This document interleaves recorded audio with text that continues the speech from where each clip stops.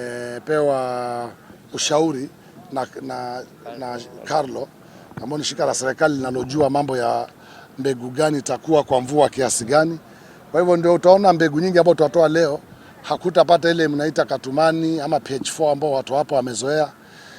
Ni mbegu special kwa sababu watu wa hali ya anga wametuambia kwamba pwani ya Kenya haitakuwa na mvua ya kutosha.